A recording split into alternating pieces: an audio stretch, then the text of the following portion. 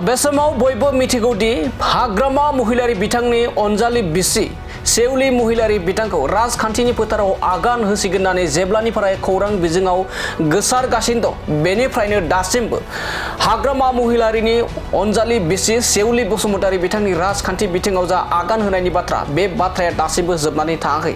गोबां बे समाव बेरेखा दोलोनि दैदेनगिरिफोरनि खुगा खुगा बे समाव बाथ्रा बुंथिनाय बे समाव नोंथांमोना नुनो मोनगासिनो दं, जेराव रायजोनि मिनिस्टार इउजि ब्रह्म बिथाङाबो फोरमायथिदोंमोन दि राजखान्थियाव नखर तन्त्र लाबोयोब्ला बे मोजां जाया होननानै बाथ्रा बुंथिदोंमोन।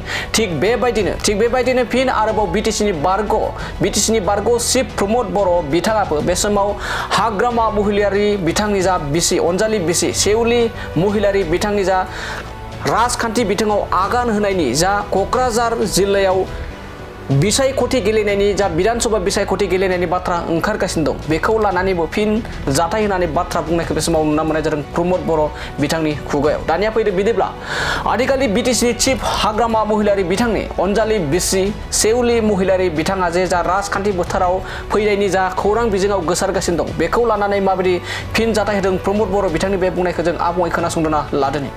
যে পৰিয়াল কেন্দ্ৰিক ৰাজনীতি মানে বড়োলেণ্ডত আৰম্ভ হৈছে বুলি, কিন্তু গণতন্ত্ৰটোতো পৰিয়াল কেন্দ্ৰিক হ'ব নোৱাৰে। ইয়াত ৰাইজে ৰজা, গতিকে UPPL সদায় ৰাইজৰ লগত আছে, কমন মানুহৰ লগত আছে। UPPL সদায় ৰাইজৰ লগত থাকিব, কাৰণ UPPLৰ কাৰণে পাব্লিকে ফাৰ্ষ্ট, ৰাইজে ফাৰ্ষ্ট। আৰু কোনোবাই যদি ইয়াতে পৰিয়াল কেন্দ্ৰিক ৰাজনীতি কৰিব বিচাৰিছে এইটো গণতান্ত্ৰিকভাৱে কোনো এইটো একচেপ্ট নকৰিব, আৰু আজিৰ সময়ত বড়োলেণ্ডৰ অন্তত ইয়াৰ প্ৰয়োজন নাই। আপোনালোকে নিউজটো বনাই আছে, দেখা পাই আছো মই। এইটো ইছ্যুটো এতিয়া এই সময়ত প্ৰাসংগিক হৈ থকা নাই, কাৰণটো হৈছে অলৰেডি ষ্টেট গভৰ্ণমেণ্টে ৰিপৰ্ট দিলে।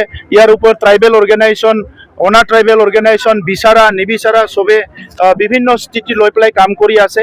আমি যিকোনো সমস্যাবিলাক স্থায়ী সমাধান বিচাৰোঁ, অস্থায়ীভাৱে সমাধান কৰি পেলাই সাপটো মাৰিব বিচাৰি মানে নেঙুৰত কোবাই বিষ ৰাখি থোৱাটো আমি নিবিচাৰোঁ।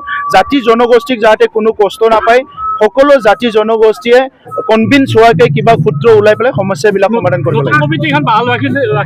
6 মাহৰ কাৰণে